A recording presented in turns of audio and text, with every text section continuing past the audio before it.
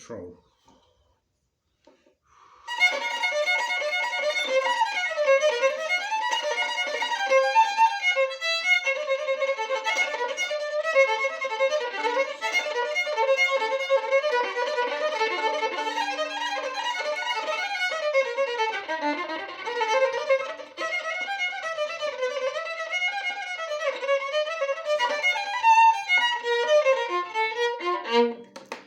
You see that? That is a rat run. That's cheating. Well, I think you used to say, you know, when there's someone saying playing something fast, that you're not really playing it at all. It's cheating because you got to subdivide in that.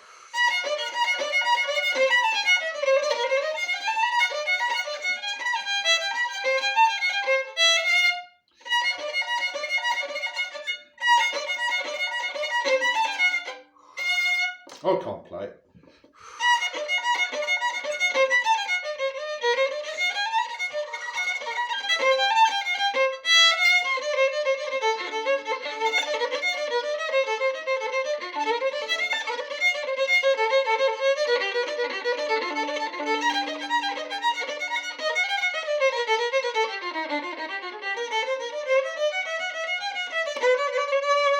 Whatever the note. So, but I'm just doing this by memory. I'm not reading it. I have awful problems with this piece. And this is why I failed the audition for my Baroque orchestra. And the energy's there with me. I can play fast with the energy, but the accuracy is not. I've tried playing slowly, subdivided, but at the end of the day, the only person who's got control over the tempo in the Baroque orchestra is the music director or the continuo playing if he's conducted from there. And you've got to be exactly with him on tempo, mood, everything else. And it's a very slick operation, which I've never quite accomplished or achieved. And this arrival of Queen of Sheba, I'm getting a little bit tired of arrival of Queen of Sheba, all her jewelry and everything. She's caused me nothing but problems, and I've got a bit of a thing about her. And you know, I think she's going to have to go away. But see, you know, I can subdivide it, and then I worry about because I've got helicore strings on here, I get whistling coming through.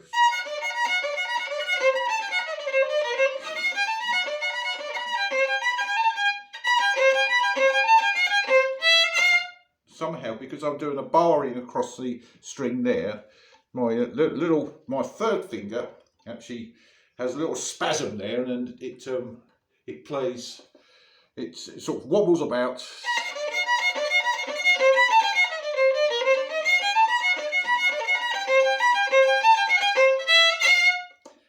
Even if you could slow that down a bit, you'd be fine. But you've got to actually play that at the speed.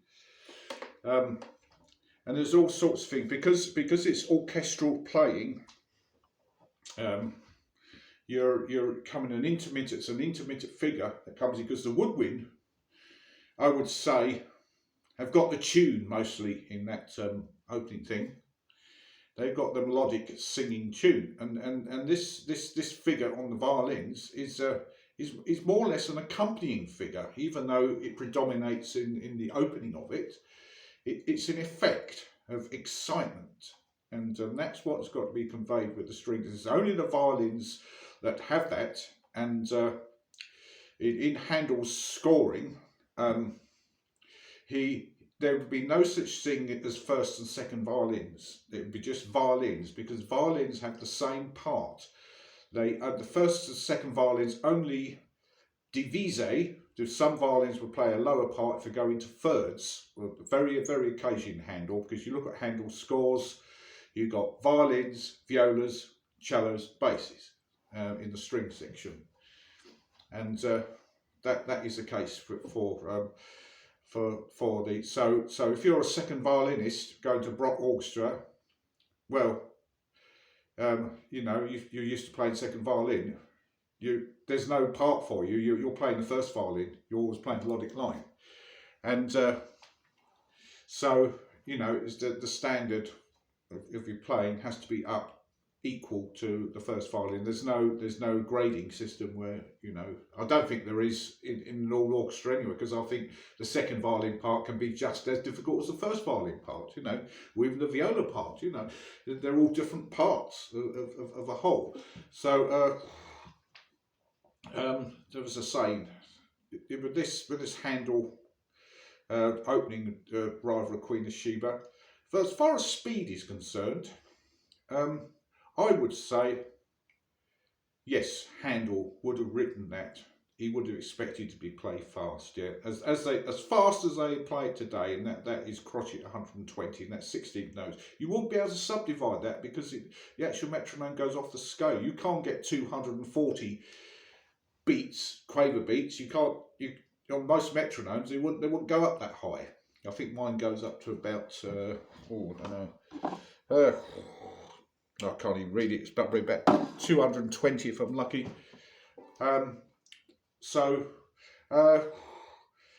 It's because when they had the chronometers came in, because before in the 17th century, the musical notation changed quite a lot.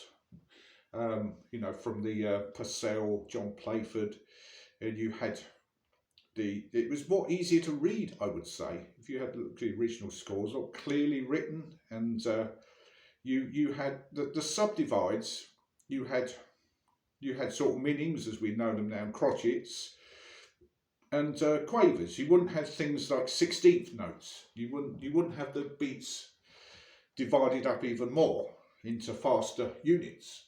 So when you're learning this Queen of Sheba, I can only think of it as quavers subdividing quaver pulse going into the 16th note. So in other words, it's that subdivision, but to actually subdivide it even more, so having 4 notes in the beat, I know it has to be like that, but how can you guarantee they're going to be equal notes at that speed? It's a thing worth thinking about, and normally it's 120. That is 4 16th notes in a beat, and that is fast, and Handel would have encouraged fast playing, because the kids at all these monastery schools going from the 17th to the 18th century would have learnt how to play at speed as the violin was progressing at that sort of speed with a chronometer, and there would be practice. Chronometer, the teacher, which would be well, it's the priest, etc., of the metronome, and they would have gone as fast as they could manage, and they would be very disciplined in playing that, and their performance in those days would have been a very, very high standard, and this is why when you're playing Handel's oratorios or operas, everything, it is very accomplished players, the same as Bach. The players of those days must have been, well, as good as they are today, as something. Okay, so now we've come up to 9 minutes. So I don't know if I'm allowed any more time on this lecture. So bidding you a happy new year for now from Adam Beanstock, and you know, it's given you the thought on the rival Queen of Sheba.